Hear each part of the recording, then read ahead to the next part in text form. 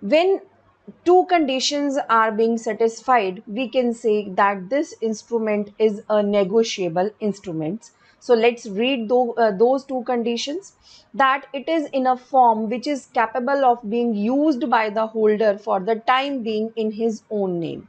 That means negotiable instrument is that instrument which can be used by the holder in his own name, and this is transferable like cash by delivery. This is the main feature of any negotiable instrument. That means it is readily transferable, like we can transfer the cash by delivery to other person. There are a few characteristics of a negotiable instrument which makes it negotiable. Let's read them. The first one is the property. The property in the negotiable instrument means the complete right of ownership and not merely a right of possession. That means if only possession is being given, let's say I have given you the check to just keep with yourself, so this is not a this doesn't make the check negotiable. Negotiability means when the with the possession of the instrument, the right of ownership are also being transferred. Property in a negotiable instruments can be transferred without any formality. Means it can be transferred in as it is form as it was before the transfer. That means negotiable instrument is the transfer of the right of ownership to the transferee by the transferor. In case of a bearer instrument, the property passes by mere delivery. We will read what is the meaning of bearer in the further slides. Here to know only that in case of a bearer instrument, only when the instrument is being transferred, that means it is known as the ownership has been transferred. In case of an order instrument, endorsement and delivery are required for the transfer of property. It means in case of bearer instrument, only delivery of instrument is required, whereas in case of the order instrument, with the delivery, endorsement is also the imposing condition. The second characteristics of a negotiable instrument is the negotiability. The property in negotiable instrument is should be freely transferred from one person to another, means without any condition.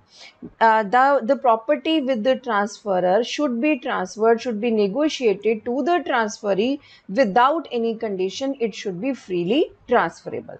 Third one is the good title. A holder in due course gets a good title even if the transferor had the defective title. That means in some cases, if the transferor has the defective title of the ownership of the goods, but the holder in due course will definitely have the true title. Now, what is the meaning of holder in due course? Holder in due course means a person who is a bona fide transferee. That means the person who has received the negotiable instrument in good faith, and he would have the true title of the true title of the negotiable instrument. There is a general rule that no one can give a better title than he himself has. It does not apply to the negotiable instruments, because in this case holder in due course would be having the better title than than the transferor himself has in case of the defective title of the transferor. Next characteristic is right to sue in own name. In case of dishonor, what is dishonor? Dishonor is when the actual performance is being not made, when the actual payment is not made due to any reason. That means the negotiable instrument has got dishonored.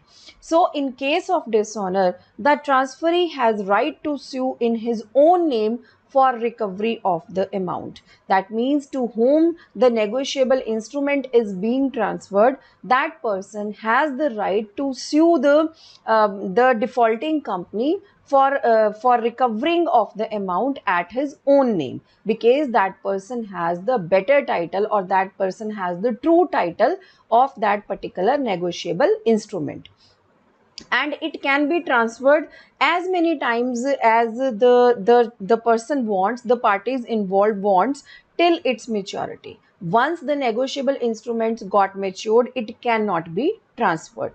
Maturity means the day of payment. The holder of the instrument need not to give any notice of transfer to the debtor that he is further endorsing the